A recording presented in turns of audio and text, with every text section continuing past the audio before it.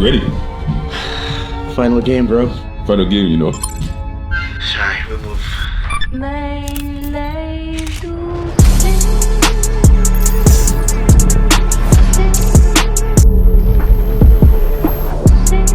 These headphones are shaky, boy.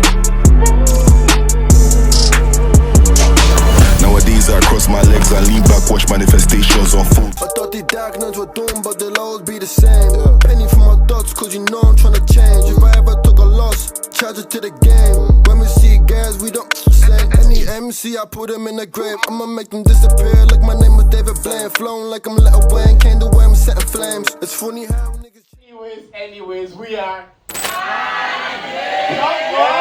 Let's go. Like, that's the kind of music he makes, and it's just like, I don't know, for me, it's just not it for me, like. Anyways. Like, bro, man. 27th of April. Make sure you're there. There's at least one episode left after this one. Sugar Club. Tickets are moving now. We are collabing with Binger and Beats to bring the Binger Beats experience to the live show. We will pod, we will play games, we'll do quizzes, we'll do Binger and Beats. It's all encompassing GBB hosting. It's going to be a good time. Be there on the 27th of April at the Sugar Club. Come say goodbye to the Charger Pod. That's what I was We're giving away a holiday. You said the last episode. Yeah. We're giving away holidays. Binger and Beats.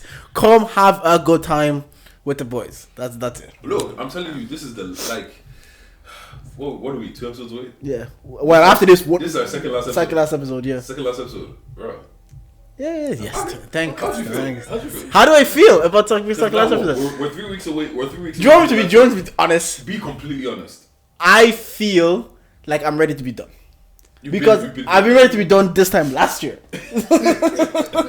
So now, and this isn't to do with the podcast. I love podding. This is a bit of me. I'm a yapper. I love sitting here. I love talking. One thing that Jordan knows to do. Yeah, I love chatting. I send voice notes. I talk to whatever. But it's just active in all the group chats as well. I don't know. It's a lot going on, and I get it's like having a live show brings a certain level of anxiety and planning and all this. I'm ready to be done. How are you though? How are you feeling? Yeah, I feel like certain level of anxiety has hit me. Yeah, but I think I've accepted it. It is what it is. Yeah, same. Yeah. I'm ready for it to be over, but I'm also ready. It's bittersweet. Like, on one hand, I can't wait to get there. On the other hand, it's like, right, this thing that we've been doing for years, it's gonna be over. Would you start another podcast? No. Would you start a podcast with Cittg? You know what? I just know he wouldn't do it because he's always said he wouldn't do another one without you. I know, but no. I get that and I appreciate it, yeah. Mm-hmm. But I've talked to him about it. He said there's also like he doesn't want to build chemistry with someone else. Yeah, but chemistry is so vital, and I also feel like it's so rare as well. So it makes sense. I understand that, but what if you already have some chemistry with someone on personal level and you start a podcast with them? What if you don't have to do the chemistry part of it? You can just. It's more than just that. Like I always say, bro. I've told rappers I've been doing this shit for 10 years. Give up. You're not making it. It's over. What if they... No, okay. What if those... I hear it. But like, there's rappers or musicians that enjoy doing it. So even if they haven't made it yet, they still enjoy creating. So they can still do it. What if you still enjoy this and you found the right chemistry partner, would you still not do it? It would be one of those ones like, all of the stars have to align so perfectly. Yeah. You get what I mean? Like, because... Like the audience, maybe you guys don't know. We actually got offered like a 15 episode contract. We did. Someone says they're gonna produce. We'll just be talent. Oh, I didn't tell you this. Yeah, no, you didn't. So essentially, pretty much everything. You know what's funny? Yeah, I was listening to an episode from a year ago, and this was before you decided they wanted to quit. And it was where I talking about like in the episode we're like, oh, we're looking for a producer, we're looking for this, we're looking for all this. Yeah. And then somebody comes and was like, essentially they believe in us. They want to see how this thing would go. 15 episodes, they'll pay for everything, they'll sort out marketing, everything, and what's the thing? And the answer is no. But if this was a year ago, it would have been, let's do this, but it's too late. Like, okay, wait, so what do you think your lives are going to feel like after? That's what I was going to say. What do you think your life is going to feel like after? Like a regular fucking person. Okay, well, like, you know what it means. Like, okay, I think, how long have you guys been doing Charger now? Charger, 3 years. Okay, 3 years. Like, this has been part of your identity for 3 years, and I was come on. Are you Jordan from Charger? Yeah. Like, so, like, do you feel like you're gonna need something to fill that space, or you're just it's done? That's it. I don't think I will. I don't know. You went high. No, I don't know because again, I was ready not to even do Charge It initially. Yeah. Like 3 years ago when DJ and Dave came to me, I was like, My fault. yeah, I was like, I don't really care to do a podcast right now. I'm okay not doing it. But I would like to think doing it, for the most part, I always gave it like whatever I could. I poured into it. Like I did my part anyways. Yeah. I would like to think so. So the fact that I'm walking, the way I can compare it is like I was so passionate about playing football when I was just younger. I couldn't imagine life. Like I played it 4 or 5 days a week. And when I walked away, inside I knew like I'm ready to walk away because I've given into it as much as I could, and also as much as I wanted to. Like again, I could give more into the podcast, and you've given us great ideas that I could give into the podcast. But I was like, with football, I felt like I've given into it as much as I've wanted to, and if I don't do this anymore, I'm okay. And because I know that feeling, I have the same feeling that I had then that I have now. So when people tell me like, oh, you're gonna feel this way, it was like, I don't think I will, because I've felt this before about a passion of mine, and I'm just like, I was okay to walk away. Well, yeah, 15th of April, you guys should come cheer us on. Hi, 27th. Sorry. 27th of April. How you doing, Tash? How you getting on? I'm doing well. Thank you guys for having me. Yeah. I'm so excited. I'm a little nervous. This is mad long overdue. Crazy. How long have you been trying to get on? I think since like 2022. You've never mentioned this. No, he probably has. I probably Because if you did mention it, I would have gotten her on by now. First of all, I'm pulling a pin there. Yeah. She'll say she wants to come on, then when it comes time to come on, she's like, let's push. We listen, we don't judge. Oh my god! because there's not many people that can tell me safe space, but it's okay. There's not people that can say that can tell me they've wanted to come on the pod, and I've not really got them on the pod. If people have pushed hard enough. Let's go. You.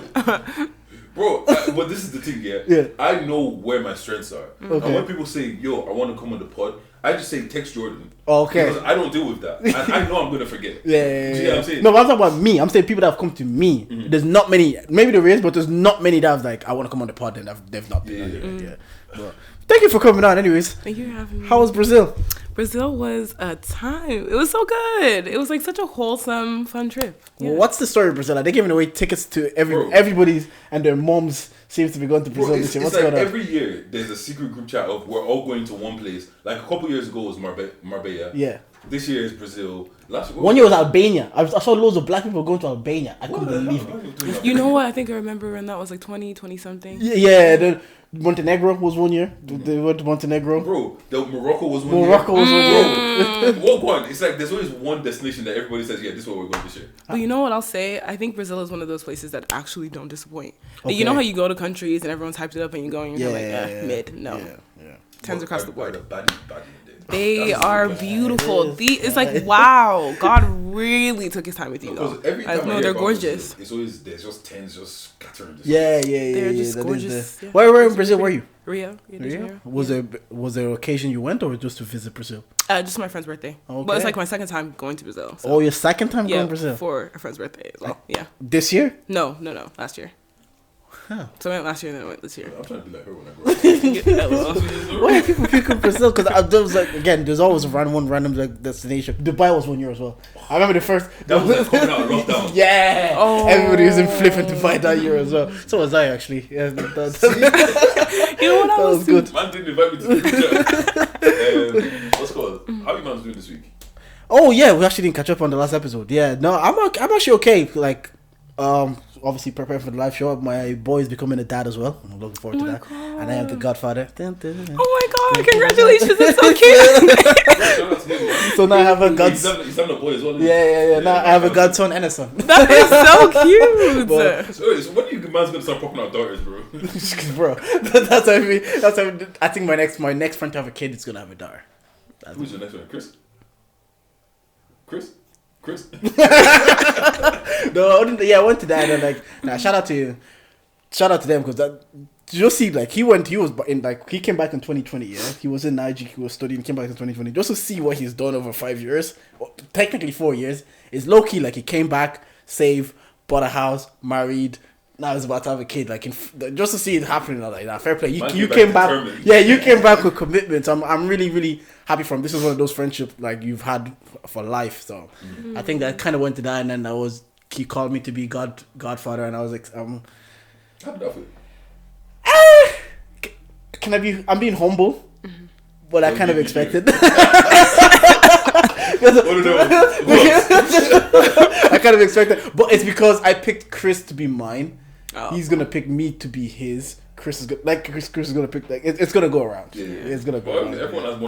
Everyone has more than one kid. Also, can you not use your siblings as godparents? You can, but they're already uncles. Yeah, it's just like kind of a waste. Yeah, Yeah, but the thing is, yeah. low key, I'm not gonna lie. The godparent thing, I feel like it's lost value. Yeah. A little bit. Because Yeah. it wasn't supposed to be God forbid something happens to you. Yeah, you you're go to your supposed take godparent. care of it. Yeah. But Yeah. that doesn't happen. Yeah. Yeah. You know Well, what? I actually think it would have happened for me. I think so.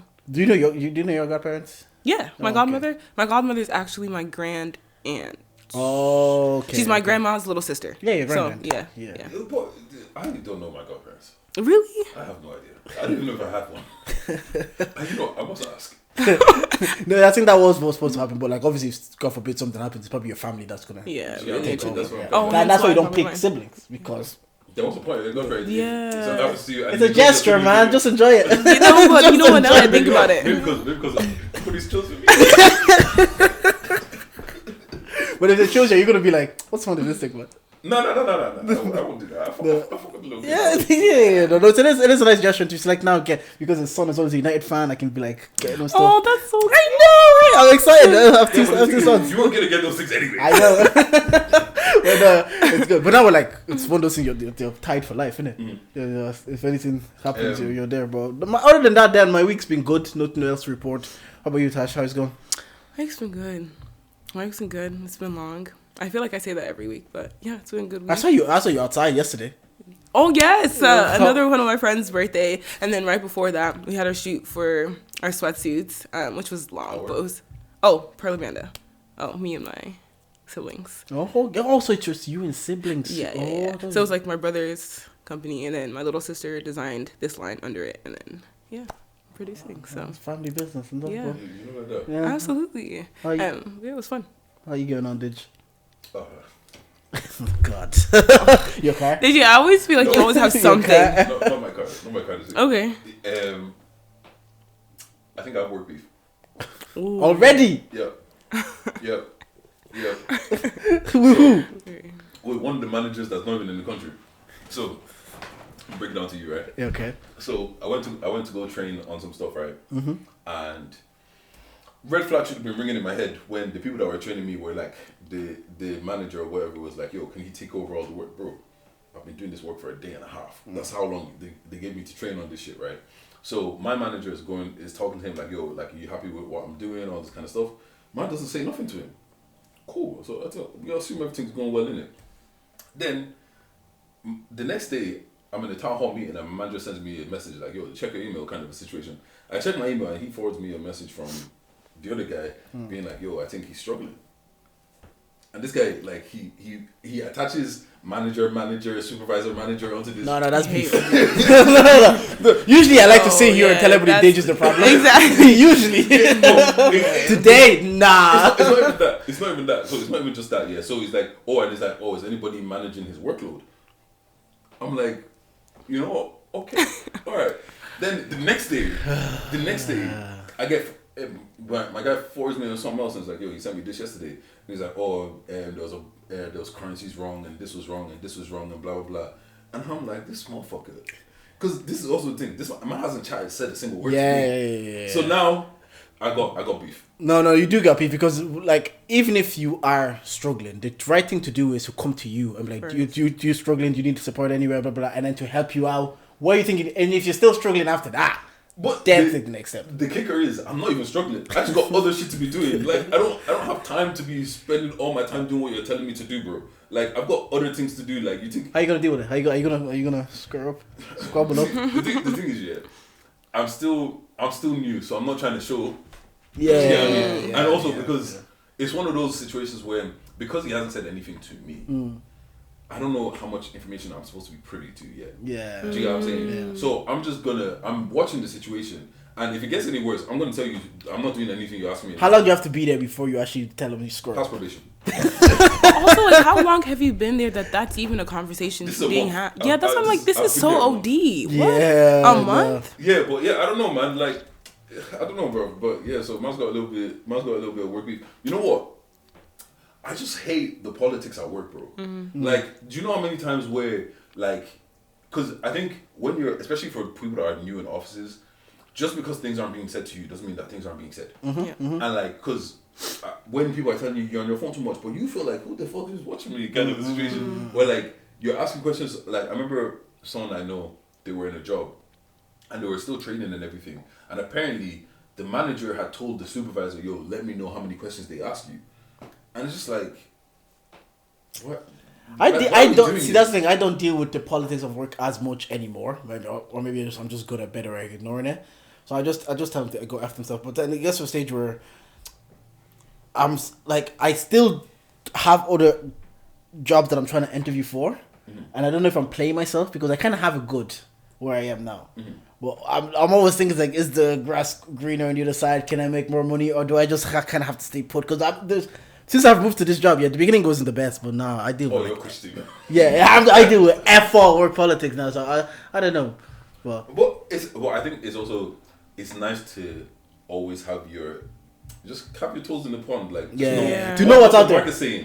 Because then now you know, just so you know, I'm worth this in the market. My thing is, I feel like everybody should do at least one interview every 6 months. Just to actually understand the process of what because the interview processes could change or what they're looking for could change. But if you're always out there, and even if you're not going to get, sometimes I get interviews, I know I'm not taking the job, but I would just go through with it just to be like, okay, I'm still kind of, and then sometimes they offer me the job and I just tell them like, oh, I'm not taking contract, even though I told them at the beginning that I would.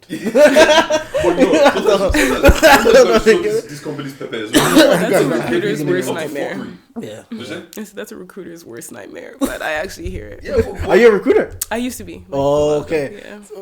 You've been a recruiter, so it's funny to me. Yeah, you know what? It's like one of those random phases in my life that I'm like, yeah, I did do that. You've had a lot of side missions. I have. But you know what? That's what I was going to say to you about the fact that you had, what was it, soccer, you said, or football? And then with the podcast. I don't know. I just feel like this life should be a combination of side quests. You know what I mean? Like just having different, I don't know. A lot of people talk about like, oh, I wanted to do XYZ, and I think that's just the phase I'm in now. Like everything's just a side quest. I think my next side quest is like when I was saying before you came, was like my next side quest, the money that I used to put into the podcast, I'm going to learn how to swim.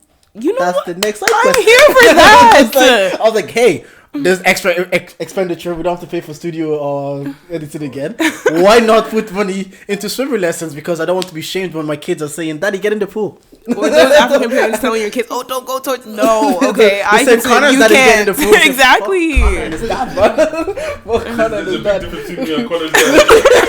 Well, speaking of side quests, what are the things that you're trying to do now? Ooh, a lot. Okay, so swimming's actually one of them. I want to. Can you swim now? No. Guys, I almost drowned when I was 5. Okay, so. What happened? Okay, so obviously, I don't know. As a kid, you just think you can do everything. So we go to the swimming pool. It's like those little swimming classes that you have in primary school. So we go to the swimming pool and everyone's lining up, and I'm new to the school, so they haven't really given me any instruction. So I'm seeing people kind of just plop in the water. So I'm like, okay, clearly the instruction is to plop in the water. But again, I can't swim. I plop in the deep end of said water. Yeah. Who spots you? Who saves you? I think my teacher, but obviously it was one of those like, you know what I mean? Like she's giving out to me, so I'm like extra. Yeah. I hate when they're trying to give out to you. I said, bro, I'm traumatized right now. I almost died, but okay. Whatever you say right now, I'm not trying to listen. So, that. So you're trying to swim is one of them. What's the next like? What you're trying to do? I started writing. So okay. What are you writing? I'm not gonna say what I'm writing. No, like like on what platform? Oh no, just kind of like. I'd say it's kind of journaling or. I'd say it's a combination of both, like journaling, storytelling. So just however you feel. Yes, however I feel, what I'm thinking. Okay. Are you ever kind of I absolutely am. Yeah, no. Remember you used to say that you used to write as well. Yes, he did, and used to eat so bad. Do you know how I know? Do you know how I know? No, on the phone. You said on the phone before. You did it for babes. Oh yeah. I remember the first time. Did you kill me, man? Oh my goodness. Bro, I remember the first time. Bro, I was like 14, heartbroken. Are you ever gonna share it on the phone? Oh my god, I think you should. Or at the live show, read one excerpt. Yeah, one excerpt. No, but you know what? I've done an open mic before. Oh yeah, you said that. Yeah. Oh my god, and that was so. But that's not even a side quest for you anymore. Every time you're at an event, you're on stage with a mic. That's true. I just see Digits 3 times. True. I see Digits there. I don't know. I see Digits at a wedding. I said, oh, I just had to do quick MC. I said, why? MC quick, missed his flight one time. I was like, yo, Dave. And it was my guy. I was like, you can't say no to that. Fair play. Why is that? Sorry, go on. Funny enough, so someone I know is getting married soon, yeah. Mm-hmm. It's always someone you know. And yeah, and it is. The shots. Have you been catching all the shots he's been throwing at you? It's The happened kids, every marriage. Are you his parents? You just learn to ignore it. But sorry, sorry. But yeah, so and she's saying, yo, Dave, you should give a speech. And I'm looking at her like, I ain't got nothing to say. Okay. What? Well, you're right. What? Well, you're right now. And Write the speech. I have nothing to say at your wedding. Okay. This is not my place to be talking at your wedding, bro. Yeah. But how cool are you with the person? Oh, me and her, we're cool. We're probably cool. I've known her for years. But So what do you have done to say? What can't you do the speech? because why the fuck what am I going to go and talk about, bro? Let your brother and other people speak. Okay. Like your wedding, I'd speak. I was about to say. Yeah, your wedding, I'll speak if you ask me. But like, it's just not that. Like, I would. I think your speech would be so good. I can't wait to just cry. don't put me up there. Don't put me.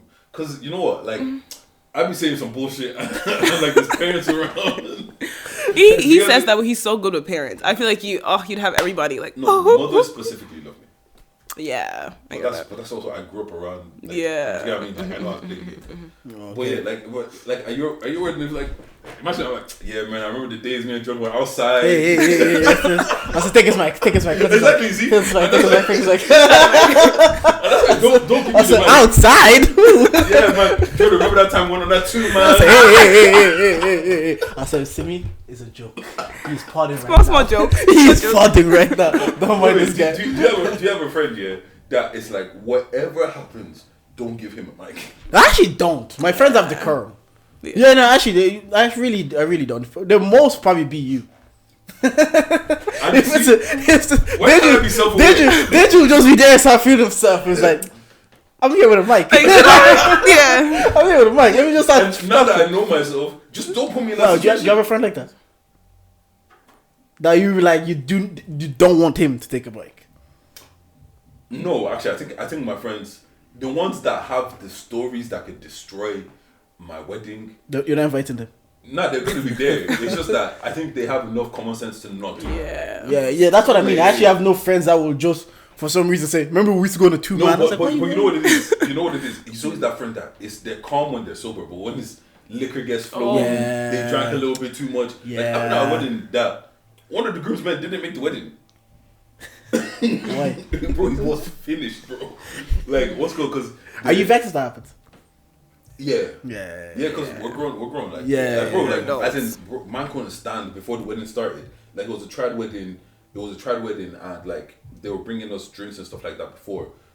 So then we're taking shots, we're doing all of this. But bro, before they called us to go in, man couldn't stand. Like, he had to stay upstairs in the room. What would he have to do to make it up to you? Show me, I don't know what it is. No, reimburse me 10% for what it is. That's wild. Oh, actually, this I is hear it. perfect. So, last 2 weeks ago, we were talking about a situation. You know what? Let me actually see. Do I even have it? Oh, that dilemma? Yeah, the dilemma, right? Yeah. Because I think Jordan was chatting shit. Nah, man. Jordan and Ron were chatting absolute shit. Ooh, let's hear it. Hold on. I think I might have deleted it. That's the problem. 1 second. Yeah, because I want you to tell me if these men were moving crazy or not. 1 second. All right. So for those that didn't know, for those that heard it already, look, what we Pretend you didn't. So my fiance and I began planning our wedding 2 summers ago. Everything was booked, bought, and RSVPs poured in. My mother didn't like my fiance, but she promised to grin and bear it for the big day. My mother suffered a stroke at work and was scheduled for brain surgery on our big day. My mother wanted me by her side. My fiance said that she can't. My fiance said that she can't stand at the altar alone. I chose to be with my mom. My fiance walked down the aisle, thanked the guests, and announced that she couldn't marry a mama's boy, so she was off. Meanwhile, my mom's surgery was successful, but her face was so swollen, and she needed me to take care of her every need. She recovered miraculously, and she looked a decade younger. I realized my mom lied to me. Mom didn't have brain surgery. She scheduled her facelift on the day of my wedding to ruin my relationship. My ex-fiance won't speak to me. Advice. Okay. So, I'm saying, in that moment, Jordan is saying, mom's surgery is fine. I'll come link you after. Let me go get married and I'll come The next link day. you after. Yeah.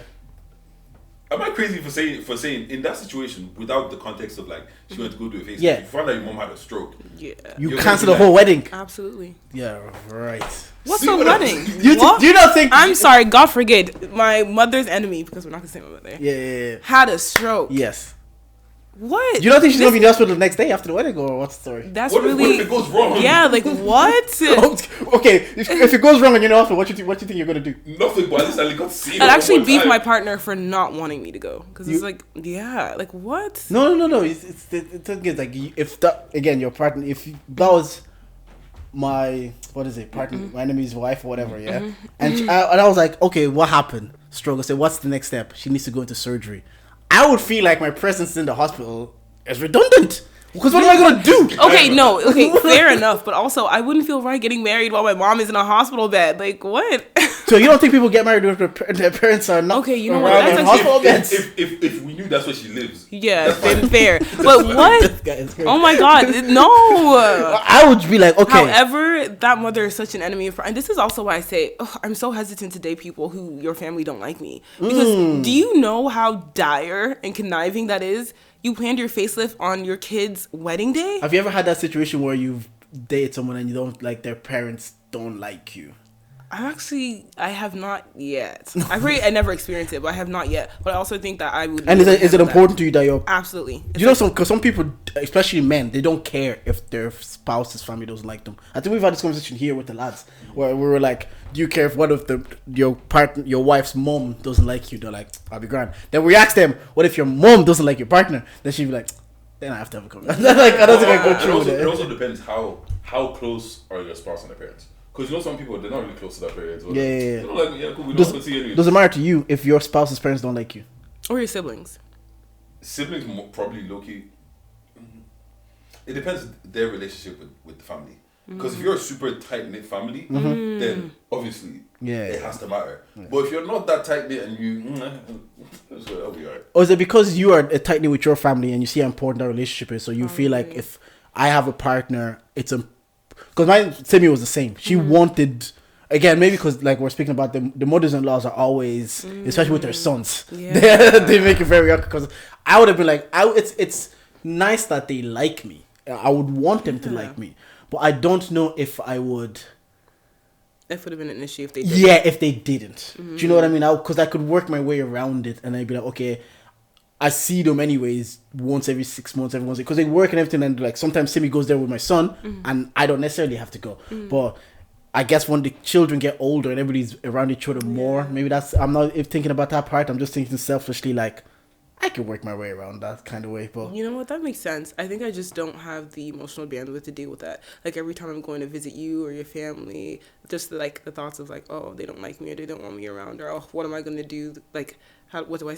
that's too much. Yeah, but if you're deeper, how often do you really see your in-laws anyways? That's true. But also, like, wouldn't you want them to No, like you? Ideally, yes. Ideally, you want to be them liked to like you. Yeah, that's true. Like, Well, I guess there's been also so many African stories, like especially African movies, the stories of the mother-in-law with her sons. So I guess that's the condition, because maybe we don't experience those stories as often growing up. We don't really think that like, oh, the father-in-law is going to make my life difficult or the mother-in-law is going to make my life difficult with her daughter. It usually tends to be more like...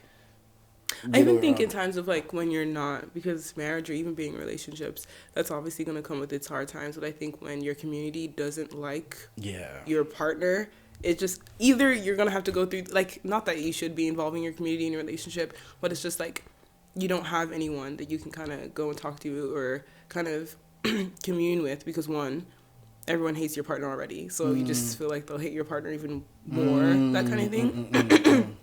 So I don't know. No, that makes sense, because even like I've said this many times, like obviously with my in-laws, when we were still dating and we were like have frictions or fights or whatever, it was funny enough, like my mother-in-law would tend to like take my side, and it kind of taught me a lesson. It always like, even my brother, if my brother is arguing with his missus, I'm always not going to take her side because she could be wrong. I'm always going to try to like defend her or find ways to defend her, because me and my brother will be grand.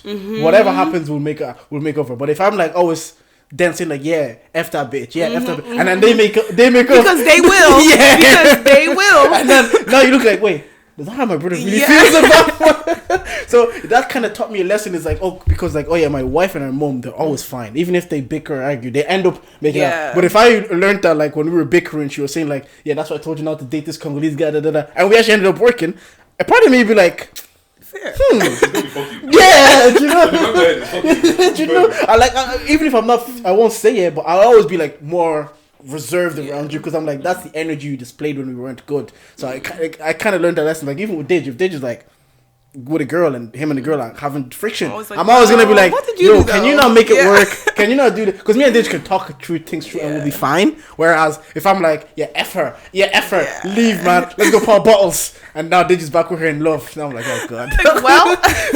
Oh god. But what's going on? Have you guys been seeing this thing on TikTok? This girl, she's doing like the group chat. So it's basically a girls group chat. I saw that. So basically it's a girls group chat. She's acting all the different girls and it's like they're getting ready for dinner. Like episode 1's like they're getting ready for dinner and they're putting in the group chat like, oh hey, are you ready? Blah blah blah blah. And then it's like no boyfriends, whatever. But then there's one. There's always one. Oh, my boyfriend's been feeling really sad, so I'm gonna bring him along. Blah blah. Then in the group chat, obviously people hop out of the group chat to text each other. I'll be like, okay, who's gonna say something? Is someone gonna say something? Then they pop back in the group chat. Oh, sorry, I tried to call the restaurant. They couldn't change the reservation. She's like, oh, I already called the restaurant, changed the reservation and all. How do you guys feel about that? Girls that bring their men to the girls' event. Does that happen to you guys? Or does that happen? It doesn't happen with me and my friends. I'll say that much. However, I don't know. Kind of just depends on the relationship with the group. If like the guy is part of the group, then sure. But why are you bringing your guy to? Even if are you part of the group? Like I don't know. Why is I don't know. You're there by extension. Yeah. But you're never part of the group. I know Wumi and Rura, If Timmy says I'm going for dinner with Wumi and Rura, I will do my best to avoid not being there. I do not want to. I just don't want to be there. I just have your own. I also think it's important people have their own spaces and their own safe spaces within a relationship. Even if I know the girls that are there, like if Tommy's not there, I'm not going because why am I just sitting there with the three of y'all? Just if it kind of just happened, we're already out. That's what it is. So you can pick. I can't say what I want to say because what I want to say will get me in trouble. Because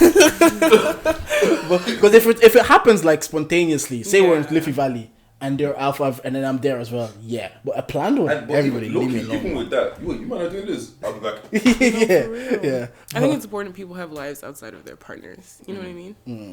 But yeah, no, I know that thing's always weird. Like, and it's always like, it's low-key. Is it red flaggy? Because why do you want to be there? As a man, as a guy, why do you want to be there? Unless but then she could have wanted him to be. Are you there because you don't want her to chat shit about you? I think it's fun to chat shit about me. I don't really care. What are you gonna do? Leave? Yeah, like what do you guys really think about or care about that? Yeah, like Jordan did this. He left the toilet seat up. Yeah, like, do you guys care about that? When I say chat shit, I'm talking about you're doing some shit that you shouldn't be doing. Thank God for that. Bullshit. I don't be doing that.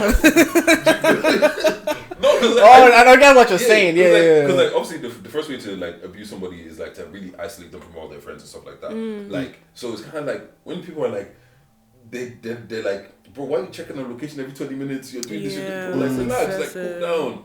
Nah, I rather the free time anyways. I'd be looking forward to like yesterday she went to her sister in Kells and I was just home by myself watching The Warrior and I was like this is what life used to be. Life used to be. No, life is better now, but I'm like it can, a long time. No, literally. Loves a good alone session. Why do girls get so annoyed when you want some alone time? They take it so personally. I love speaking for women on this podcast, as you know. But I can't speak for women today. But why do you guys? Why do you take it personally if your guy kind of wants his alone time to play games or just hang out or? No, but it's like you can have your alone time like with me in the vicinity. Okay. No, but I want. No.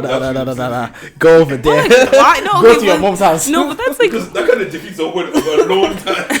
But like we don't have to speak. You just kind of hey. Nah. Like I'm kidding. No, you can have your alone time. I don't mind. I like alone time as well. So yeah, that's fair. Let me introduce the pod real quick. We can do this good. Anyways, we are Charge. Bang bang. This is the podcast with the highest level analysis the culture needs. I'm Daddy J, but you mans call me Jordan, and I'm here with. You know she goes for voice speak digitally with the Midas touch. Come on, and who we have here today? Natasha Cittg. Oh, that was nice and smooth. Thank God. Tasha, we do a pod on this. We do a quiz on this pod. 5 questions each. Okay. 5 from each, 1 for Dej. Okay. You have 2 lifelines. All right. Ask me if they just questions. Wait, 2 lifelines as in like only 2 times to ask a question?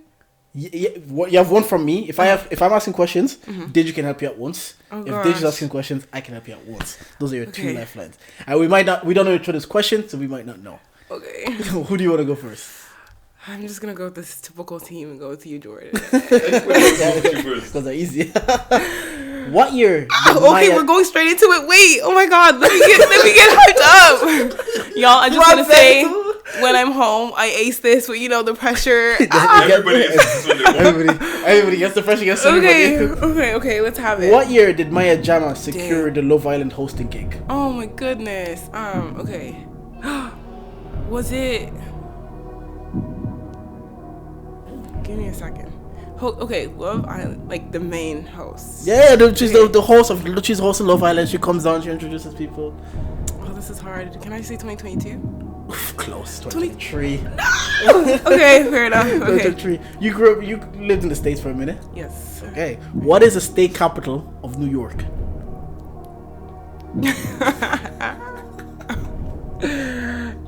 The state. They have state capitals in America. Yeah. State capital of New York.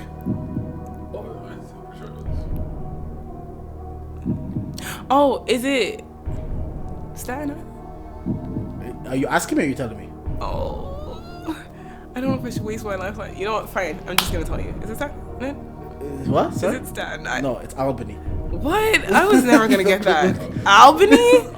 State capital of New York. I've never even heard of that. Until I googled it today, I was gonna pick like Wyoming or something. I was like, let me not be mean. Then I looked at New York and I said that's still difficult. Alexis Ohanian, the founder of Reddit, is married to which famous? Serena Williams. Yes. Yeah. Julie and Jamie are younger siblings of which rapper? Okay, lifeline, please. Yes. Skepta. I was never gonna get that. Oh my goodness. Sir, you're supposed to be the easy one. Oh my gosh. Okay, go. What is the name of Cardi B's only album? Culture. No, those are dark. Wait. Oh, is it? Oh, Barty? I don't know. No. Invasion of Privacy. I wouldn't remember that. What's that? Dang. 3? No, 2. 2 out of 5. You know what? I was never coming for the leaderboard anyway. I was happy to be. Nah, Jimmy got gas, man. I'm coming. No, but you know what? And I learned my lesson from that. And see, look at that. All right, Deji, hit me with the questions. All right. What is a word, phrase, number, or other sequence of characters that reads the same forwards as it does backwards? What? What is a word, phrase, number, or other sequence of characters that reads the same forwards as it does backwards? Essentially, what word does it read the same forwards? Oh, you just have to give a word. No, what is it called? Oh, I have no idea. Oh, what? Oh, I'm not sure. I was gonna say level. Yeah. Yeah, like I know. I know. I was literally. What is that thing called? I have no idea. I'm trying to give it a guess. It's a palindrome. Dang. Ain't no way you know that. Okay. True or false? Okay. Halloween originated as an ancient Irish festival. At least it's 50-50. True. Yes. Oh. A group of pandas is known as what?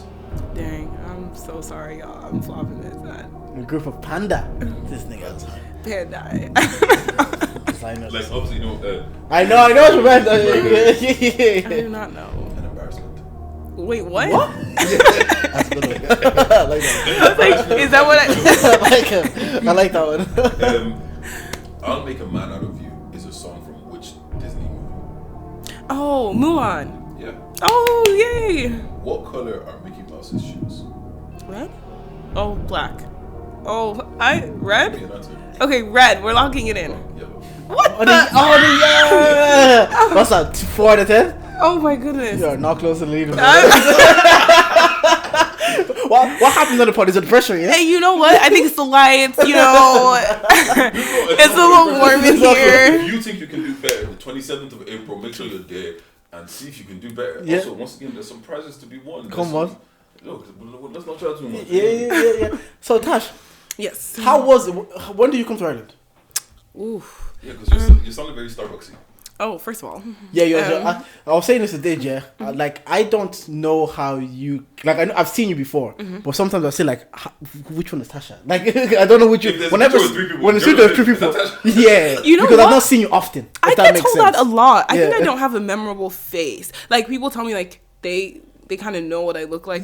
It's like yeah. I don't think it's memorable. It's just because I've seen you in the cinema that one time, and I've seen you for the shoot. But other than that, like we've talked in the group chat. But every time there's like picture of like probably I'm like, Also, you don't post often. that's it. That might be it. Yeah, too. so those are just. I think after today didn't register. But yeah, when did you come to Ireland? Originally when I was like 5, 6ish. From the States. Yes. Oh, so you didn't really like grow up there to have any memories there. No, I only went back my senior year of high school, stayed there, and then graduated from college, and then came here. Like Oh, so you did college in the States. Okay, so how was the high school there? Because we have all these High School Musical. connotations. Yeah, Zoe yeah. 101, Hey, Let's see classified Zoe school 101. survival guide. Zoe That 101. was- That was college life. yeah. Let's see classified. So how is the American high school experience? I'd say different to Ireland in that I realized how many rules and how like structured everything is here. And it's the complete opposite there. I will say what I did like about it was I grew up in like Leash. So I went to school, I was the only black person, yada yada yada. Whereas when I moved to Colorado, Oh, it was Colorado as well. yeah. And I went in my first day and I was like, oh my God, there are so many black people here. It's just like different people. But yeah, it was cool. I really liked it. I think it gives you a different level of, I remember I used to play basketball when I was here in Ireland. And then I went there and thinking, you know, I'm like, whoa, yeah, I won and I'm so good. Da, da, da. Oh, they will humble you. But I feel like because, I don't know, America gets a lot of stick for being so... Dumb. There's that, but like I don't know what the word is, but I would say individualistic or something along those lines. However, I do think there is an air of wanting to excel or wanting to exceed or wanting to be your best, and I think that's in everywhere, even though it's like to different extents or different amounts. And I'm not saying that that's not in Ireland, but it was in a No, we always say this. I'm very subservient. I didn't say it. I didn't say it. Very like everything's grand. Like, Yeah, just kind of happy-go-lucky, Yeah. chill, Yeah. where it's not like that. And I would say no matter where you are, it doesn't matter if you're like in the poorest or richest, there's this like level or atmosphere of hunger or I want to get it or I want to get out. And I think that having that at that age was very good because it showed me the areas in my life where I'm complacent or I excel just because I'm the one of, if that makes sense. Is it because America's like I've heard that kind of idea. It's like America. It's like you can come here and be the best version of yourself. It's like because it's very like capitalistic. Like they always say, so. everybody in America thinks one day they can be a millionaire Absolutely. because they've seen it so many. Whether you be a doctor or a dentist, someone started a business or an entertainer, because it's so visible. It kind of like I can do this. is I can possible. do it too. I've seen it so often. Would that kind of help the culture in that way? Yeah. Absolutely. So I think that's something I really, really liked. And I think I was able to kind of cultivate that when I was there. But yeah, I would say... So that was in the high school. How was college? Sorry, before I go there, why did you go back to Colorado? Why did you go back to finish high school in America? Just a family decision? Or? Oh, okay. So at the time, I wanted to be a doctor. So I thought I wanted to go to medical Same. school. Yeah. Oh, you do? My dad's a doctor. So Oh my God, I didn't that's know why I that. ended up I do science. Okay. So yeah, I thought I wanted to, and I was just like, I don't know how I convinced my parents, but I was just like, you know what? I think it makes more sense for me to go to the States and go to college that way, and then it'll just be easier for me to go to medical. I don't know what I spun, but they were just like, okay, cool. So I went to go live with my aunt, and I lived with her for a little bit, and yeah, that's how I ended up in Colorado. Okay. And did you in college? Did you pursue the medical dream, or what happened after? You know what? Whew, guys, those who stuck it out, fair play, because no, I did not. I got very close. I think in my junior year, I was just like, yeah, this isn't for me. I can't come and kill myself. And my mom, she was just like, you know what? You don't have to die trying to get this. Like, because it was so stressful. But yeah, I switched my major to psychology and communication, and that was so much better. Okay. Yeah. How was college like on a, forget about the classes. Yeah. I'm talking about like on the... College was fun. College was really fun. I'm so glad I went to college there and versus here. Just based off like of everyone's experiences and things people tell me. Oh my God, y'all, the things people tell me about college here. Oh my God, it's so scary. What did they tell you about college? Y'all were so mean to each other. Like People are mean to each other everywhere. no, but like, you know what? I think maybe because Ireland, everyone's so close, and I'm just like, wait, Yeah. what? Yeah, it just sounds really intense. Like I saw a wedding yesterday on my stories. I could just tell it was like Athlone and Galway College. Like just looking at the stories, I was like, yeah, that's. But it was that small. We all kind of like mingled that way because of the college scene. Like, I think like places like somewhere so big like America. Once you're out of college, you could probably never see a lot of those people anymore. Yeah. But like we're all so connected. Like I'm seeing the same group. Yeah. Like, I literally look at I actually went to college with all of you. I think that's the thing that throws me off. Like when people say like, "Oh yeah, back in the," I'm like, "Wait, you guys all know each other that long, or like have had annoyingly. You used to beef, not your best friend." Yeah. Oh my gosh. Or like, "Oh yeah, back in college, this person did it." First of all, these people know each other. Like it's just that's wild. But I really enjoy college in America. I would absolutely. And you said you went to college in Colorado as well? Yeah, well, I started there and then I transferred to Missouri State. Okay, would those be classified as red states then? Missouri and Colorado teeters, but it's typically blue. Missouri is a red state. Yeah. And is there any difference living in two different states, or is it just like Absolutely, there was a huge difference. What there is differences in general. Colorado is very, think of like Good Luck Charlie. Yeah. That's what Colorado is. Whereas like Missouri is like, I'm from St. Louis, but I also went to school in Springfield. Springfield is like your typical Trumpy type place, and then St. Louis is St. Louis. Because I went to California, we ran into a family from Arizona, Phoenix, and you could tell like California was very liberal. Yeah. And these guys were like, we carry our guns everywhere. Yeah. And then I said, why? They said, why not? literally. And I was like, alright, fair enough, man. Did I? Yeah. Do I look like I carry guns? If I'm there, I might. I don't look like I carry guns. Yeah, no, because if I'm there, I might do it. I might not feel like I need it, but if you have it now, I need it. That's actually logic. That's actually the logic. You ain't gonna catch me. Yeah. And then coming back, why did you decide to come back after go to the college experience? Coming back, I think my dad promised to pay for my master's program at the time. Thanks, Dad. But I actually didn't enjoy the master's program, so about that. But it's okay. We made it. I hear that. Well, if someone can pay for everything. No, for real. I was just like, fair enough. And honestly, I think at that point, I was so tired of adulting. I was living by, I was just like, you know what? No. I would like my parents to take care of me a little bit. But, yeah. And was it a shock coming back then to change of culture, or how did you deal with that? So much. And you know what's weird? I think going and coming, I didn't realize how much of a shock there would be. Both like going, I thought, Ireland. It took me ages to kind of like get in, and then coming back, it wasn't as drastic, maybe because I was older and I had like different life experiences, but it still was just like, I think I underestimate how environment affects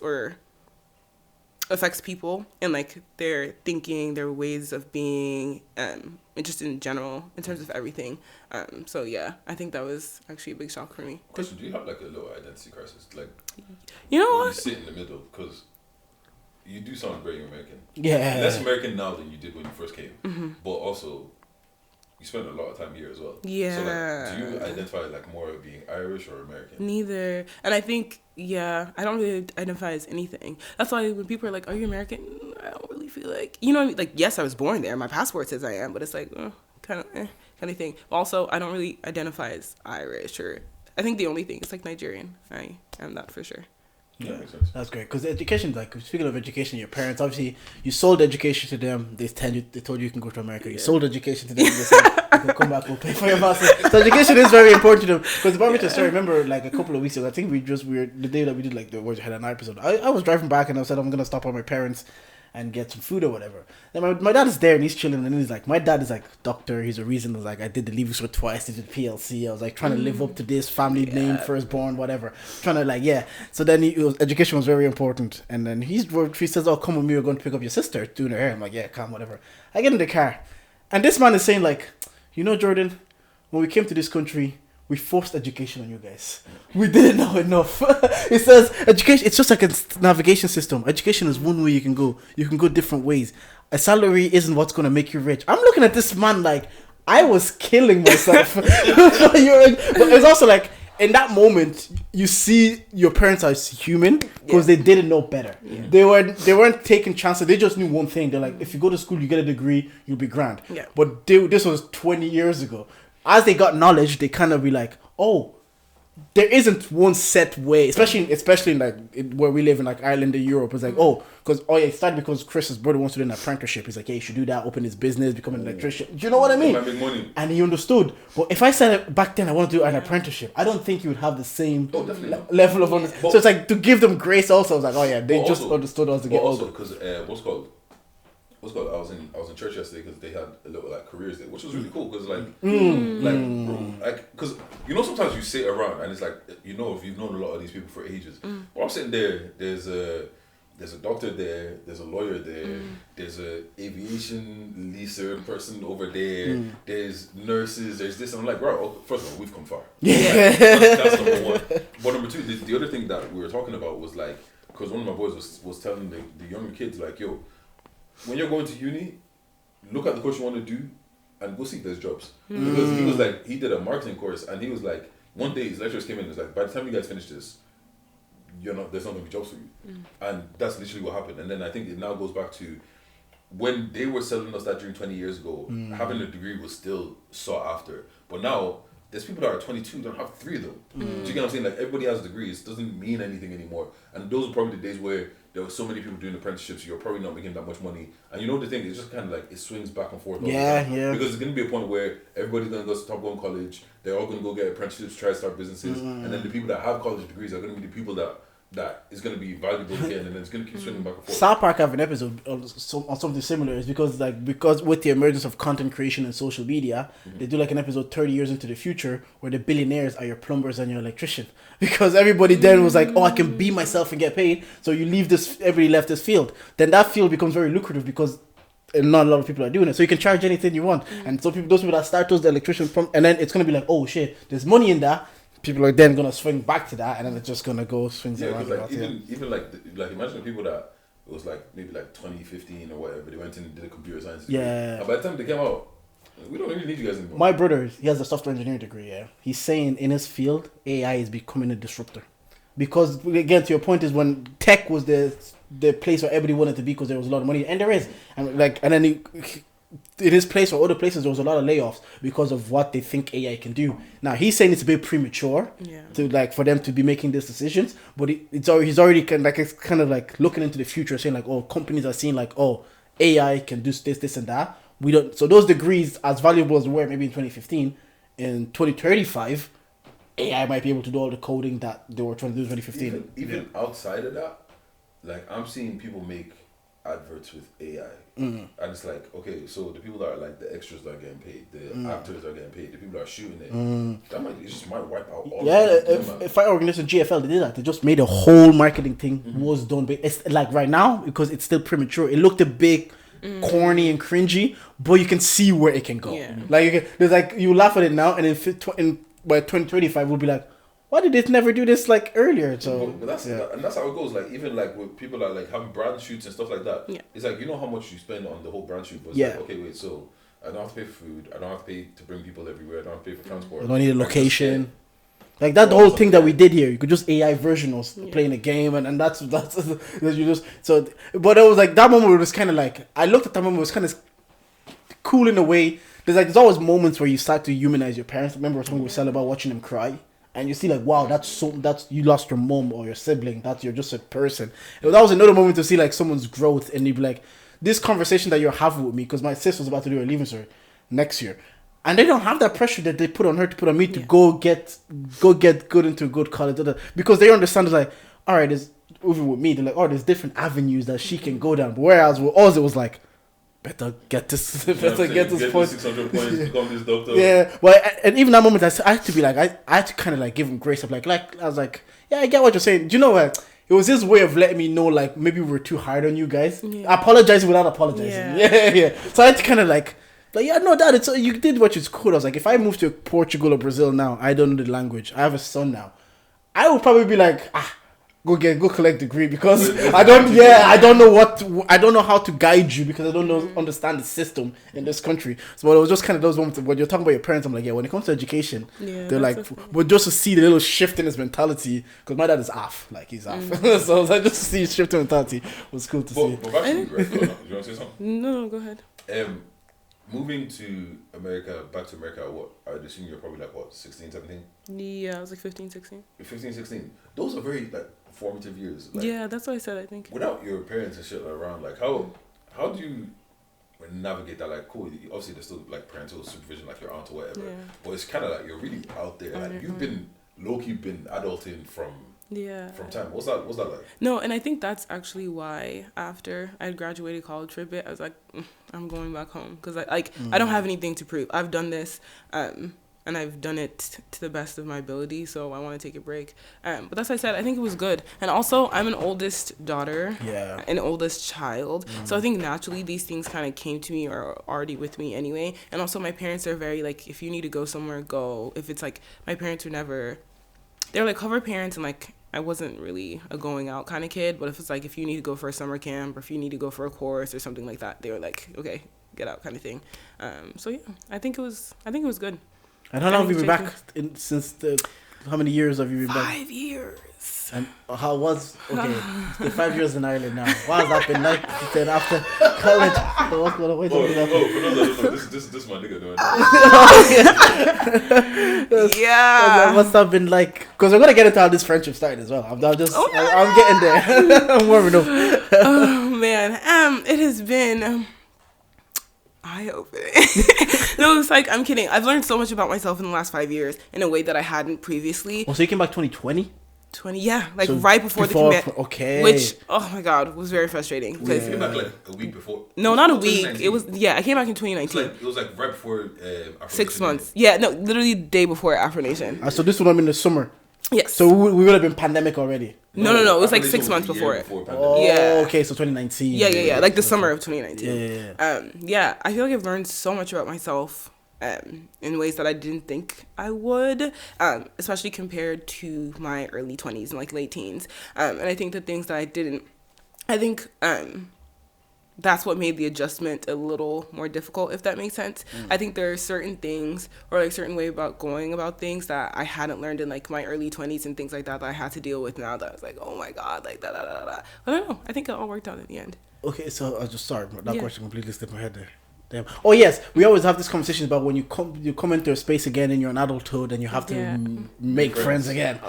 We always have this conversation. How did you navigate that? Because it's like we were talking to Sel on the episode last week about how we're communal creatures. We want communities and we want to have our people around us. How did you then navigate? Like, okay, or did you have friends before you left, or how did that work? You know what's crazy? Okay, so part of the reason why I did move to Ireland is because I felt that I wanted more community that was like me. So like Nigerian or like, something Nigerian, yada. So if I'm being transparent, when I was coming, that was like one of the things on my list. Like I wanted community, I wanted like-minded people around me, yada. I will say that I found it challenging, but also just like, I think community as an adult or like an early adult is challenging in general because like your whole life you've had everything kind of like set up in place for you, be it schools, like activities, yada. Whereas like when you graduate, how do you make friends? Like how do you talk to people? How do you get to know people in a way that's like also authentic and genuine and sincere and not, I don't know.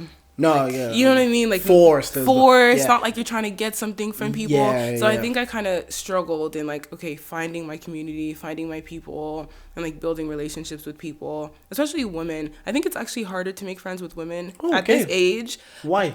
I think, understandably, I think women tend to be a little bit more, what's the word? Yeah, or guarded. I wouldn't even say I'd say guarded or a little hesitant to make make friends because different experiences, yada. Oh yeah, because women tend to go to friendship breakups. You know what I mean? And it's painful. It's painful. So I get it. Nah, they do that version of, you know, when you get your heart broken at 9 and you don't trust a girl again. They do the same thing. No, but it'd be like that. She was like really sweet. Like, does she want something from me? And that's it's like, funny. I hate that. Like, I can't speak for other people, but I hate that I even got to that place. Whereas like with boys are kind of just like, they're just there. But you know the thing with what I found with women, I think you all think each other are meaner than you actually are. Yeah. Like No. Well, yeah. I wouldn't even say to me because I don't think other women are mean, but it's just like it just feels like when I'm becoming, because I feel like I'm in an era or a space where I am building new relationships and I am aware of like the anxiety that I have with that, like, oh my god, like, okay, like I hope I didn't say anything, or I hope, like, you know what I mean, kind of thing. Whereas I think they're mean or women are mean. I think women are amazing, actually. But I think it just feels like the stakes are a little higher. I don't know. That's funny. Yeah. I've never. Well, that's funny. We've never had a problem with chatting. Maybe that's it. Because I'm trying to understand that, like, okay, because maybe they are more laissez-faire, and I get it because I've talked to enough women to understand the anxiety of like, oh, am I coming across somewhere? Yeah. Do I don't want to come back? Because I remember there was someone that came to visit. I think this was in Navan. It was my sister-in-law's friend, and she brought her boyfriend, and we're all just hanging out.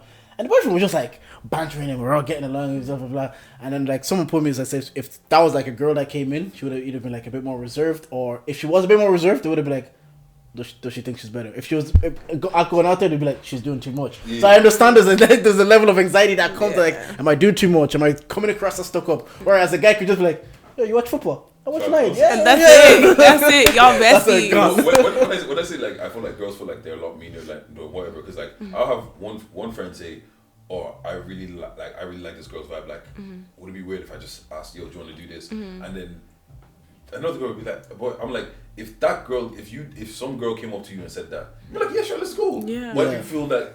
It's gonna be weird if you did that to somebody else kind of situation. I don't know. It's just always been like. Yeah, we've had some. I think it was Jen on the pod, and she said she didn't even have to join like friendship Tinder or whatever it is. So just at people, bumble for friends, and but it is tough to make. Like obviously, I'm speaking from a place where I've not had to make friends in adulthood, so I don't understand. But I do like that dynamic because I'm like, I don't know. But that's because like the rules of friendship change. Nobody speaks about it because like when you're young, like you said, we're all the same age. We're all in and around the same age, all going through the same thing. We're same all doing goals, exams. We all have the same goals. We all want to pass. And then as soon as you leave, you're thrown into a place where, okay, this you're was 19 my house. and you're 45. Yeah. And we're here because we're trying to get paid. And I can't really be real with you because I know you're going to go chat to the manager. Exactly. And if I say the wrong thing now, I'm in HR. And it's just like... Like that's what I said. There's like the authenticity of those relationships. They're like, and it's only then you go for like work drinks, and then you see someone maybe in their more real form. You're like, you're like, you're cool. It's like, I was out with my friend last week. I went to the bathroom, did a line of coke. You're like, that's you, You're like, okay. You know, like the Christmas party. I was like, well, watch it. Let's go. I'm joking.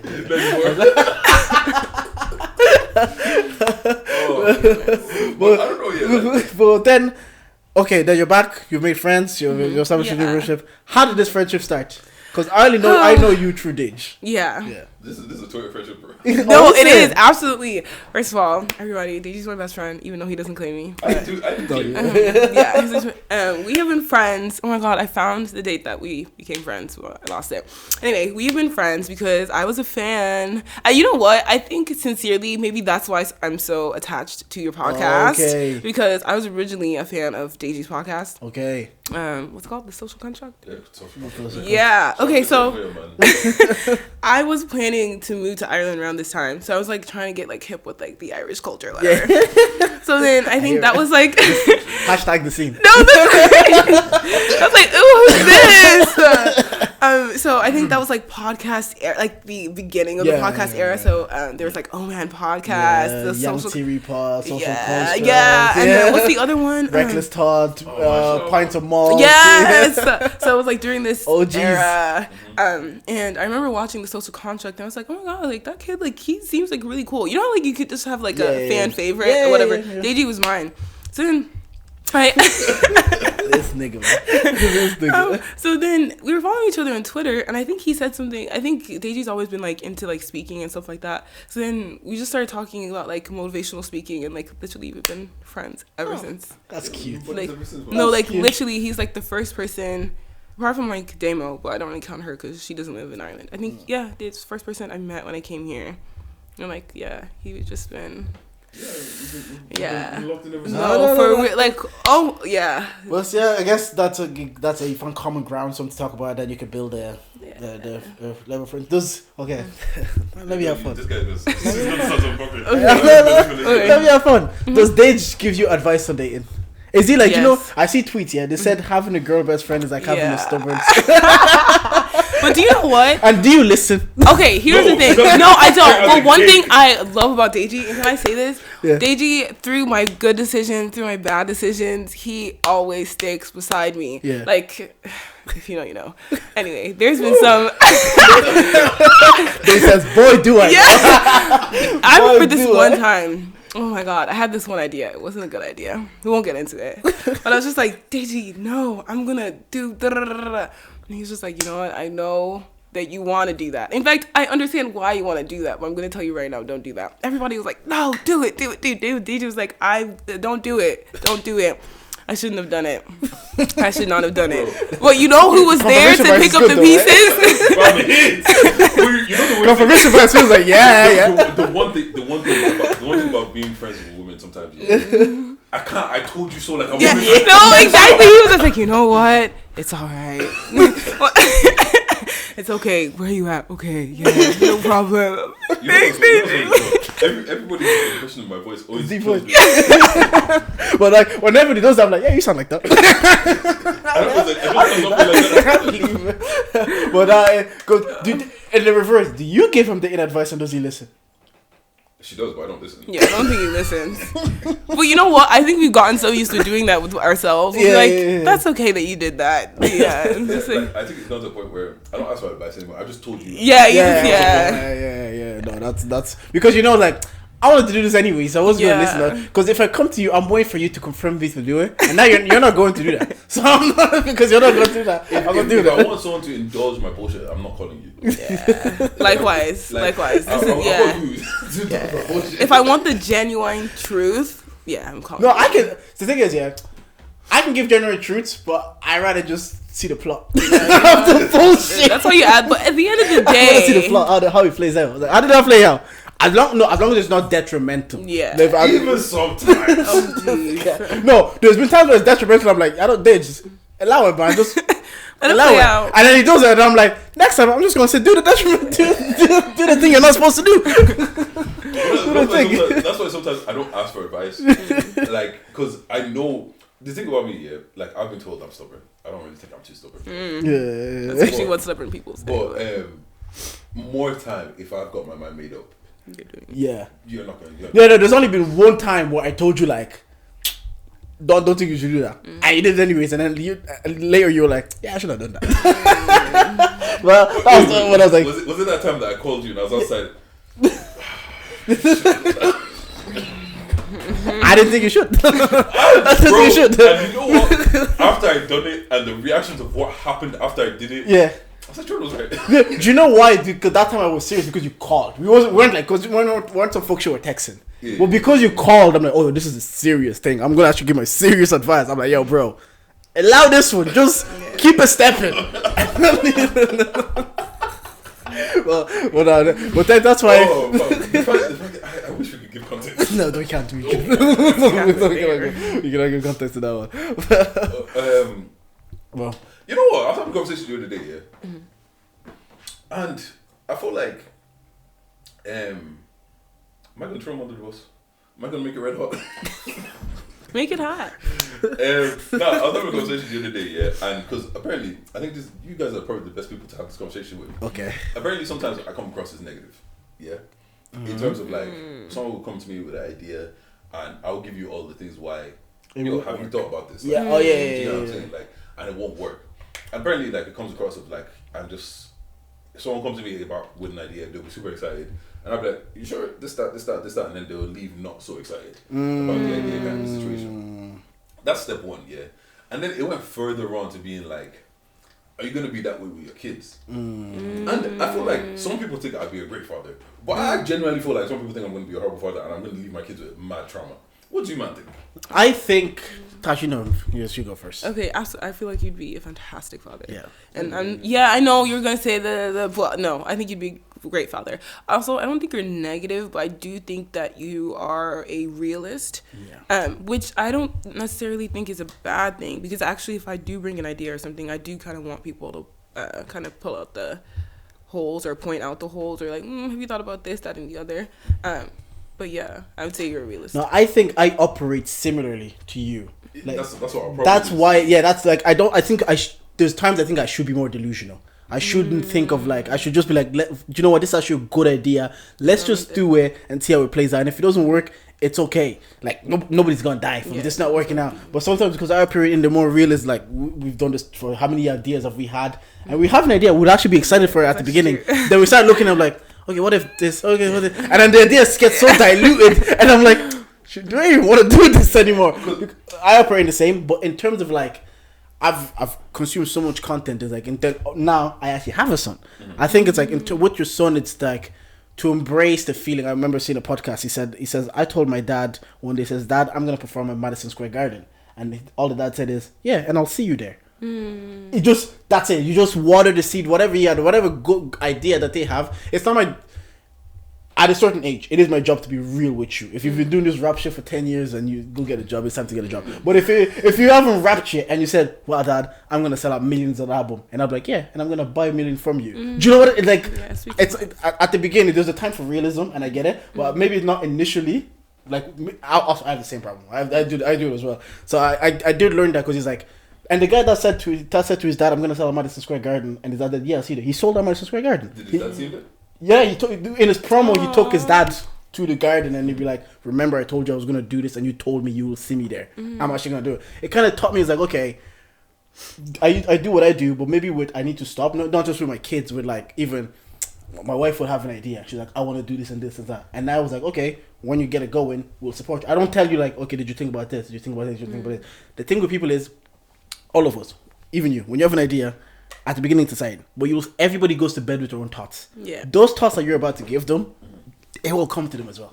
Like if you have that grand idea that they have, if you say, do you think about the cost? Do you think about this? When they go to bed and they think about their great idea, they'll be like, oh, okay, I have this idea, but it's going to take this. I think that happens to everybody, so it's not my job to say it anymore. I'm surprised because I've seen some people who have some ideas, idealist, and genuinely at the first hurdle, because like if I had that idea, that's the first thing. Yeah, and that's a good point as well. Then that thing happens, and they're shocked. Like, oh, I didn't see this coming. They're right. It's true. And you didn't think you pull a muscle? He's like, wait, did you stretch? No, I didn't think I'd pull a muscle. All right. Fair enough. Because then when I was chatting with the person, it was kind of like, how I look at it is like, with my kids, at your age, at your age, there's nothing like. Everything you do almost doesn't have consequence. Yeah. Like at most, if like in the next 3-4 years, if Fix comes to you and it's like, Dad, I want to start this and this, even at the most, it might cost you €200, and you pay €200 to see your kid smile anyway. Yeah, exactly. Do you know what I'm saying? So kind of like, I wouldn't see why I wouldn't crush your dream or poke holes in your dream at that point. I'll just. If I see it, I probably won't even tell you about it. I'll just try to fix it in the background. Yeah. You know what I'm saying? Yeah. But like, obviously then, now, let's say your kid is 17, 18. Yeah, that's what I'm saying. There's time to be, there's also time to be an adult. I hate that I saw that TikTok. It was kind of like a guy a kid presented the same idea and he's like, oh, look how many musicians make it. This is you have how many years. I'm like, I hear it. You're trying to teach your kid to be realistic in a world. And I understand it. But why not let him dream a little, man? Yeah. Like Meek Medaros, he did GTG, yeah? And again, I always say that he was in a position of strength because he finished his degree. Yeah. And they wanted him to go back and do medicine. And he says, look, give me a year, give me 2 years, let me do this content thing and see how it plays out. And then he actually did it. But because like if my son finishes the degree and says give me 2 years to do this, I'm like, no, you have your degree, you'll be grand. It's more difficult when they're like 16 and said, Dad, I want to rap. Straight out of school, you're like, ah. But even then, take a little gap here. Yeah. We'll come back to this shit. And do you think it's because compared to our parents, we have privileged to do that, whereas our parents, when they came here, they didn't feel it. They felt like you guys have to get settled and set because we don't have anything else to pass down to you guys. But I feel like that ties into what you were saying earlier about like our parents getting to a place where they're more open. Yeah. Like for example, my parents now, like my sister will say something like, oh, I want to be like a content creator. And my parents are like, okay, cool. So this is the camera that you need to get. These are the lights. You know what? We have this space in the house. Like my mom will to my little sister. She'll be like, oh my God, look at this spot. You can film here. Yada, yada, yada, yada.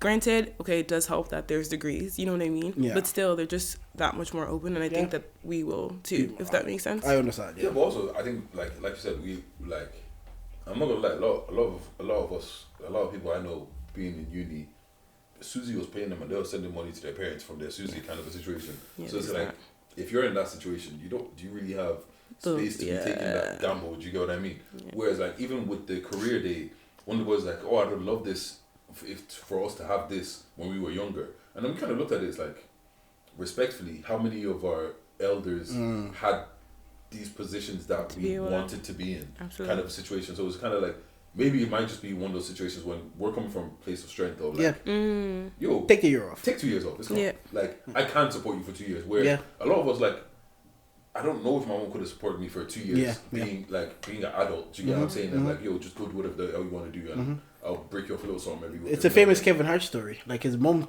put a year's worth of rent in the Bible because she told him read the Bible, and he was about to get evicted, and then eventually he opened the Bible and saw a year's worth of rent, and he says that year was the difference maker to elevate him to do comedy full time.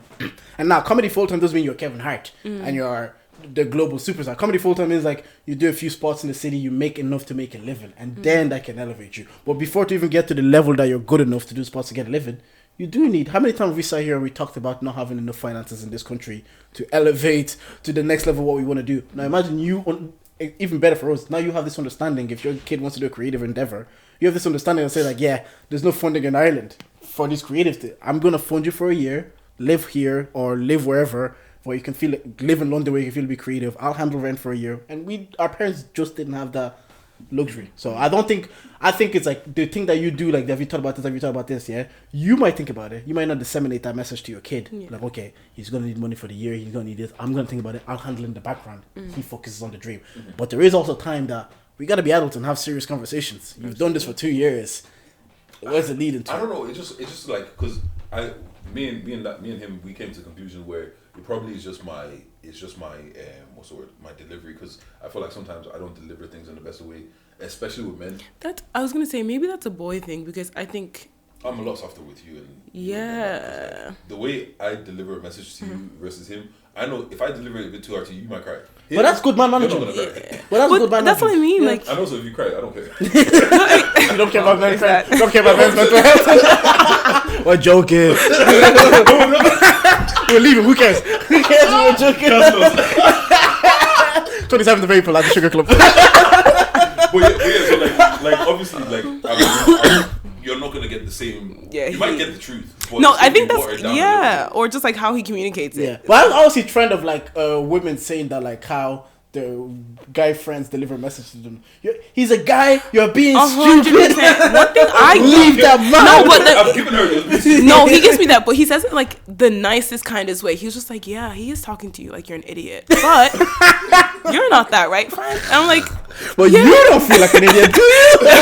He's just like, but you're not, are you? And I'm like, no, I'm not an idiot.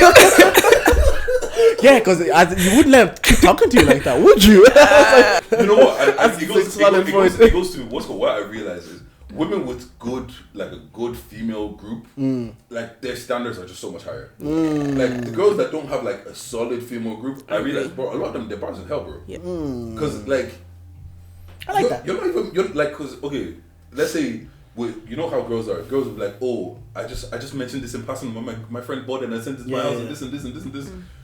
If you're not doing that, they're gonna look at it as like, yo, my friend is doing that. You're not doing that. Yeah. Like, I can't even brag to my friends about you because they did that shit. Yeah. No, that's such a good point. Yeah, because I be doing that. I be delivering everything. You know me. You know me. Well, there's only one of us that's married here. So you must be. It's a supportive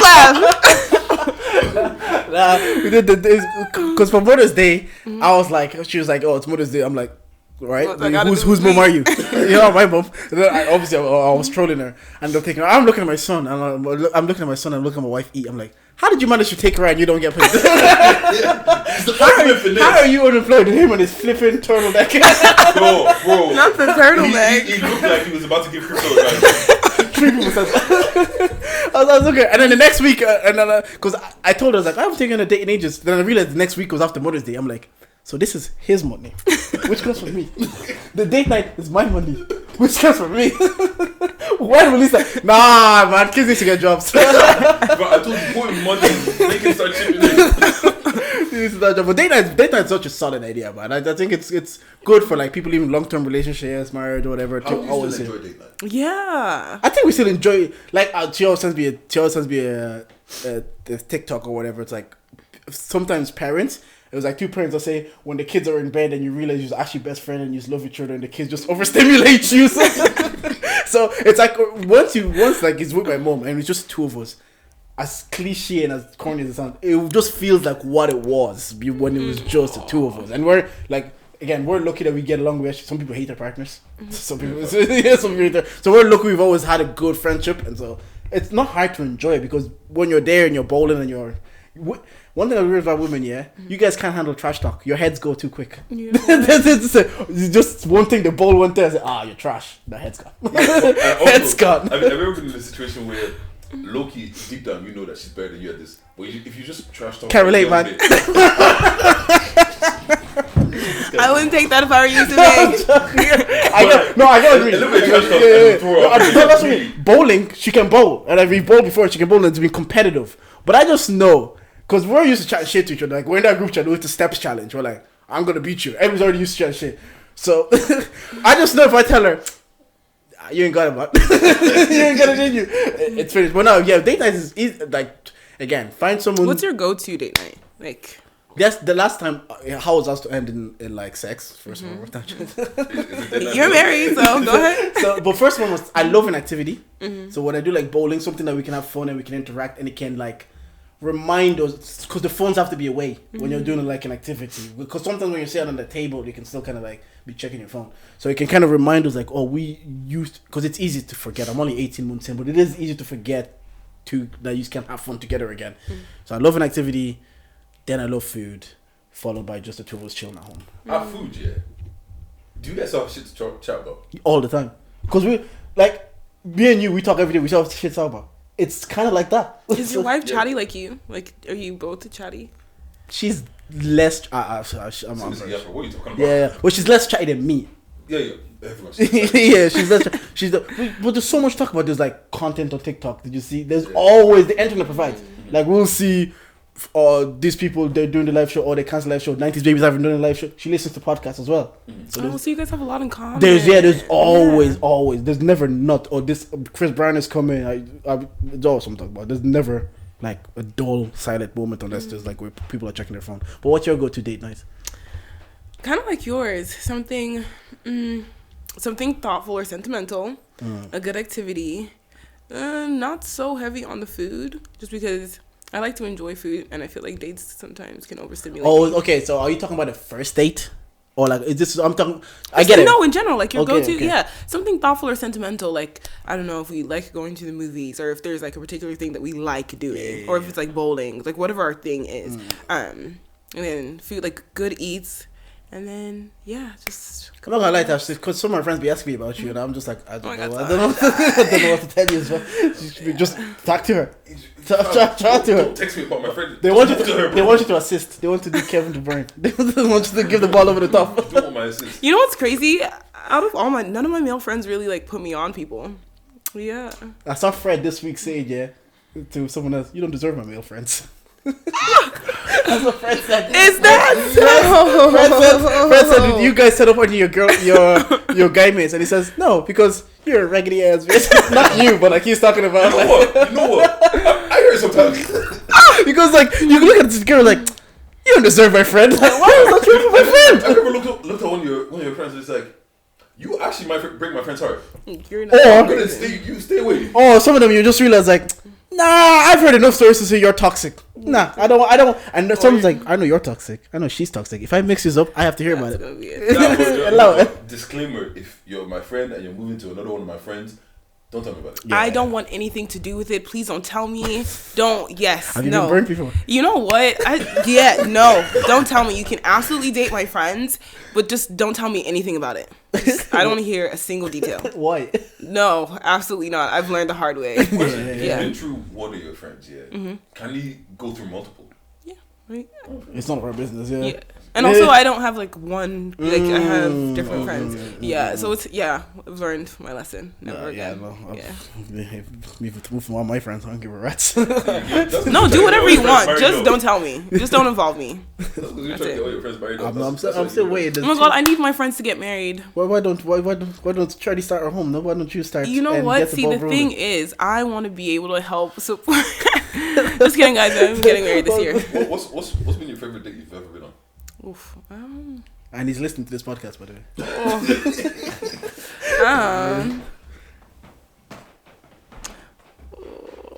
We can move on. You don't have to answer. I was like, I don't think I have a favorite date. Have you watched the best favorite date you've ever been on? I don't think I have one, low-key. I don't have one. You know what? We probably do. We just can't think of it right now. Sure. No, because I think we've talked about like, that was a good date. Sure. What's your ideal date like? Like I said, activity, food, sex. Why do you say whole fucking flow? Because you know what? It's a what's it called? It's a formula that works. Yeah. Because like low-key, you know when people are like, oh, let's just go for dinner. It's just kind of like yeah. I feel like it puts a lot of pressure on everything. Yeah. And also cinema is like you don't actually talk to the person. It's just but no, guys, the cinema is so good. Cinema was good when you were 17, and that's no, but you know what? I think maybe that's Yeah. why I like it. It's like I don't know. It has a little nostalgia about it. I think it's so cute. But like not a get to know you date. Like when we're if we're in that's what I mean. Like it's our thing. Like we just like going to the movies. Yeah, you know what I mean? Yeah. What's a good get to know you date? Is it like a sip of paint, or there's a new place in the UK now that you can make a rug? Is that like stuff like that? That's so cute. Yeah. Or like if I say like, oh, I don't know, I really like a book, or I really like this movie, like going to like the location of said movie and like having a picnic there. So just something cute. Just like that was really thoughtful. Like you really thought about that. So can they bag you without cash? Just like thoughtfulness. Well, thoughtfulness costs money in 2025. Yeah, I was gonna say thoughts cost money. Yeah, just like really thought like, whoa, that was so thoughtful and considerate. To, like really feel seen. I think that's fantastic.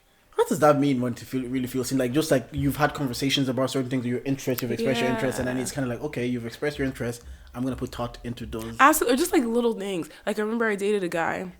And this is like when I recently like came back from America, and like I was down in the dumps. So like he sent me like a care package with like a bunch of American candy. You know what I mean? It's just like that was so random. It's just like you were nice. Like you wanted to be considerate, and nice. thoughtful. Shout out to that guy. Shout out to that guy. What's it like? Is he blocked now? We'll get there. We'll get there eventually. It happens to the best of us. Good morning. Moving on. We spoke about that, like different cultures that, like, actually that's what the black people in America and the black people here, is there a difference in that culture? Absolutely. Is it because we are more rooted in our identity here? Like we know that we're a Nigerian, Irish, or what's the difference? I would say just different in a multiplicity of ways, not just like the identity thing, but just how people act and stuff like that. I think the big thing for me was like how people behave in relationships, not just romantic, but like platonic, just in general. I think there's like different principles or codes that people kind of live and abide by, that I this is like the biggest difference. More conservative over here. Yeah, a lot more conservative, a lot more. You know what it is? I would say Americans are more passionate. Okay, in just what way? Just everything, and just like at least there's just more passion. It's just like. Okay. There's more passion. I don't know how else to say it. But yeah. Well, the other question was gonna answer. That's in terms of like then the people. What about the dating scene? Is it because they say men are men everywhere? Like, or is it like okay? Because we hear this narrative like, oh, they treat you better here, they treat you better there, they treat you better. Or were you too young to kind of tell? Because when you're dating when people have money. It's a different thing, isn't it? You can't. Is it really comparable? I would say from my experience, I would say it's more or less the same. Like, I don't think the treatment has been... But then again, I just might be... I've always kind of had the same type-ish. What's the type-ish? Oh, not a physical type. BT dubs. I don't have a physical type. Just putting it out there. Oh, my God. Yeah, no, you do. No, but you do have a physical type. Oh, God, here we go again. Pretty face. You said it pretty time. You know. He's like, you know what? He said it pretty. He said it plenty of times, man. Why don't you just then date outside of your type? Because you won't be happy. Well, I don't have a physical type, so. Don't talk about physical. No, not physical, but like the vibes. Ooh. She's acting like we're asking her the hard-hitting questions. I don't know. I think. Why don't you? Yeah. Why don't you date a physical type? I do. Okay. Oh, wait. No, Are out of we your talking about, like, face? Yeah.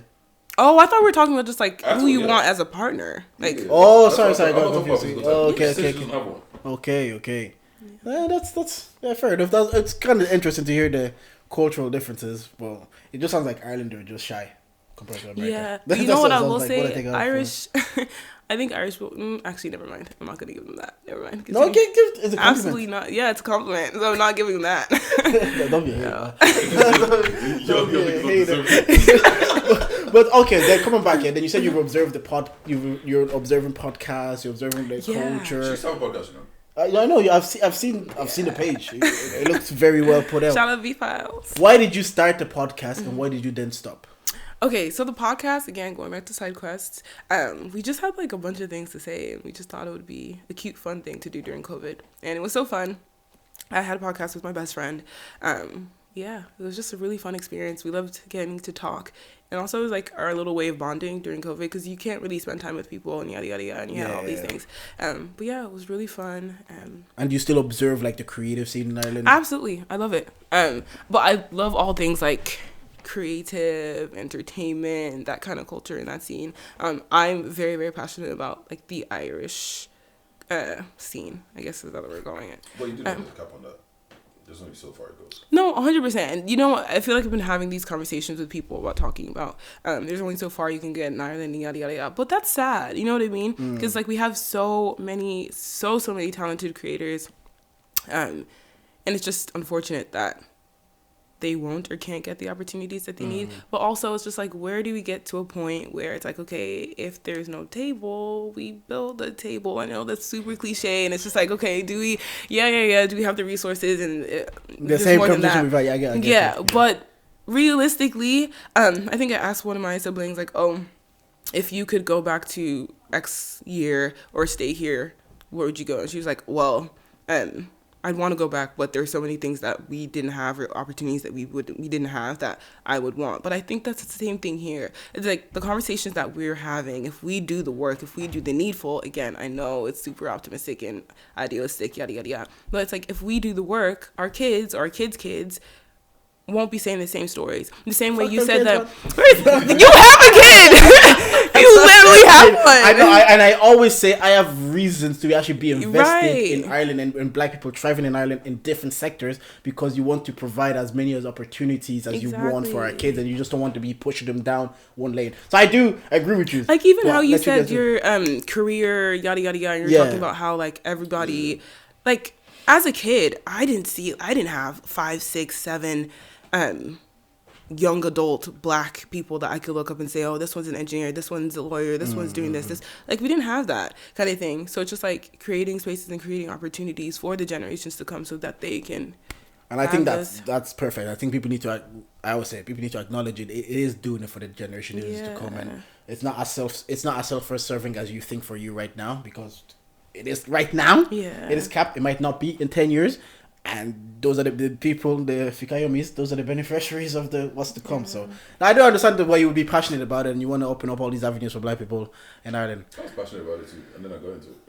And you saw how the And I sausage is understand, made. and the thing is, I understand why people are or have become jaded, but it's just like, are we gonna let that get in the way of the big picture? You know what it is? It feels like Ireland is like, you know, when you get like when you're like planting a plant, like you put it in a little pot, it grows, and then once it gets to a certain level, you take it out of that pot, you go plant it somewhere else. I feel like Ireland is that pot. The barrier to entry is so low that you can gain a buzz and gain a certain level of notoriety and everything here Quickly. But then once you get there, you've got to start shipping it out, because if you don't ship it out, you just end up going nowhere. See, I'm not against shipping out, but I do wish, I guess my desire and my hope is that we can figure out a way where that is not, I'm not saying it's not done, but it's not needed. You know what I mean? Yeah, I get that, but I just think with, like we spoke in the last episode, I just think just logistically Ireland just isn't big enough.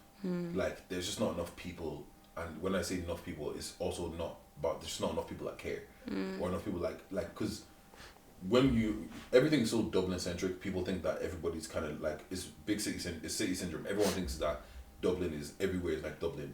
If you go out to an Offaly, then you meet the farmer boys that don't care about nothing. Like these man, they don't care about your live show. They don't care about podcasts. They just want to do their farming thing. No, you can care about They us. do this. April 27th. Definitely care about us. April 27th. Yeah, sure, So, Sean, Quiva, Michael, Pull up. Siobhan, all you man pull up.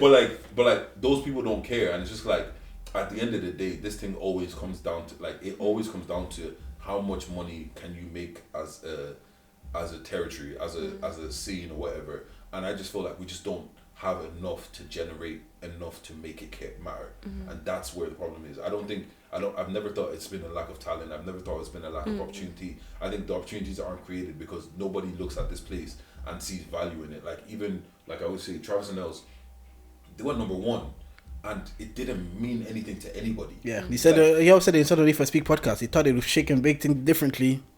Kind of wasn't that differently. Do you know what I'm saying? You wake up the next day and there's no new emails. Sell on the last episode saying like they've even stopped calling him to book for gigs. And until companies see this place as a place where it's like it's worth pouring all this money into, it just doesn't make sense. If I can get the same result with people that I'm already paying.